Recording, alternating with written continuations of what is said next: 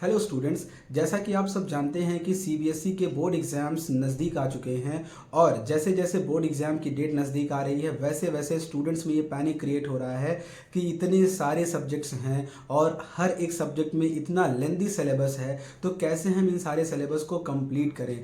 Specially class 10th के कुछ students के हमें मैसेजेस आ रहे हैं कि सर ये बताइए आखिर एसएसटी का जो सिलेबस है 4 सब्जेक्ट्स हैं उसमें, तो हम इन सब्जेक्ट को कैसे थॉरो रिवीजन करें इतने कम समय में।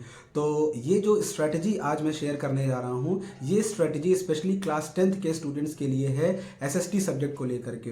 दोस्तों, जो सोशल साइंस का सिलेबस है उसमें आपको पता है कि 4 बुक्स आपको पढ़नी है, 4 मेजर सब्जेक्ट्स हैं, history, geography, civics and economics. ठीक है, तो आपको इन 4 सब्जेक्ट्स को टैकल करना है और बहुत ही लिमिटेड टाइम में। तो ये स्ट्रेटजी आपको बहुत हेल्प करेगी। सबसे पहले आपको क्या करना है कि सोशल साइंस के सब्जेक्ट को 2 पार्ट्स में डिवाइड कर लेना है। पहला लेग आपका होगा कि आपको किसी भी सब्जेक्ट का थीम पता होना चाहिए, यानी थीम बेस्ड लर्निंग करनी है, आपको थीम बेस्ड स्टडी करनी है। फॉर एग्जाम्पल, हिस्ट्री में एक चैप्टर है नेशनलिज्म इन इंडिया।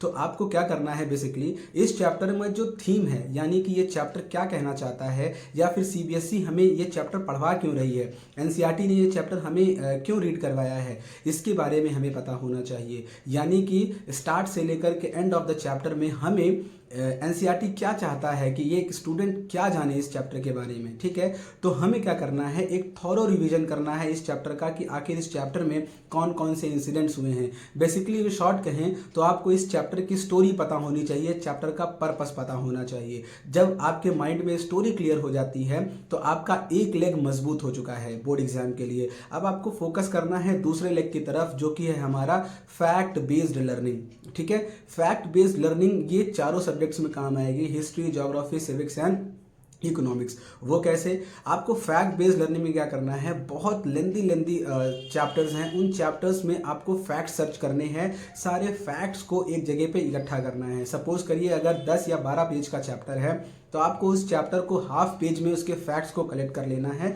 और इस सारे सब्जेक्ट्स के लिए है। ठीक है, जब आपने सारे फैक्ट्स को एक ही जगह पे कलेक्ट कर लिया है तो आप उन शॉर्ट चीज़ों को बहुत कम टाइम में मल्टीपल रिविजन्स कर सकते हैं, और ये अप टू एग्जाम के दिन तक आप इस चीज़ को रिवाइज कर सकते हैं। ठीक है, जब आपके दोनों लेग प्रिपेयर हो चुके हैं, सबसे पहला लेग आपका क्या हो गया, थीम बेस्ड लर्निंग का, और दूसरा लेग हो गया आपका फैक्ट बेस्ड लर्निंग का। जब ये दोनों चीज़ें आपकी क्लियर हो जाएं तो आपको क्या करना है, एग्जाम के टाइम पर इन दोनों को मर्ज करना है, यानी कि आपको एक मिक्स वेज बनानी है, एक सब्जी बनानी है टेस्टी सी। ठीक है, इस मिक्स वेज में क्या होगा, आपकी दोनों चीज़ें रहेंगी, यानी कि थीम भी रहेगा, आप आंसर लिखेंगे तो स्टोरी भी नरेट करेंगे, और दूसरी चीज़ क्या रहेगी, साथ साथ फैक्ट्स भी उसमें इंक्लूड करते जाएंगे।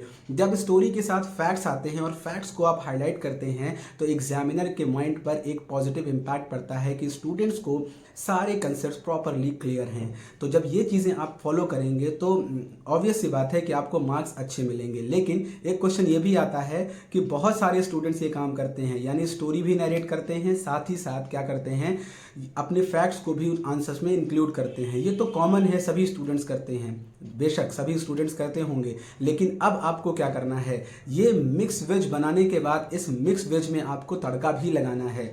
ठीक है, तड़का कैसे लगाना है, आपको एक चीज़ ध्यान देनी है, जब भी आप आंसर्स लिख रहे हो तो हर आंसर में आपको अपॉर्चुनिटी सर्च करनी है कि कहाँ पर हम मैप बना सकते हैं या फिर कहाँ पर हम फ्लो चार्ट्स बना सकते हैं। तो जहाँ पर भी आपको ऐसी अपॉर्चुनिटी दिखती है, जिस भी क्वेश्चन में आपको दिखे, एक शॉर्ट सा मैप बनाइए, एक शॉर्ट सी फ्लो चार्ट को आप ड्रॉ करिए। तो जहाँ पर भी जिस भी आंसर में आप मैप को ड्रॉ करते हैं या फ्लो चार्ट ड्रॉ करते हैं तो ये चीज़ें आपकी मिक्स वेज में तड़का लगाने का काम करेंगी। ठीक है, तो दोनों लेग्स का यूज़ करके आप मिक्स वेज बनाइए और मिक्स वेज को आप तड़का लगाइए अपने फ्लो चार्ट्स की हेल्प से, अपने मैप स्किल्स की हेल्प से। जब ये चीज़ करेंगे तो ऑब्वियसली आपको बहुत ही अच्छे मार्क्स मिलने वाले हैं, और बिलीव मी, अगर ये स्ट्रेटजी आप फॉलो करते हैं तो आपको उन स्टूडेंट्स से एक अपर एज मिलेगा जो स्टूडेंट्स एक कॉमन सी चीज़ें फॉलो करते हैं।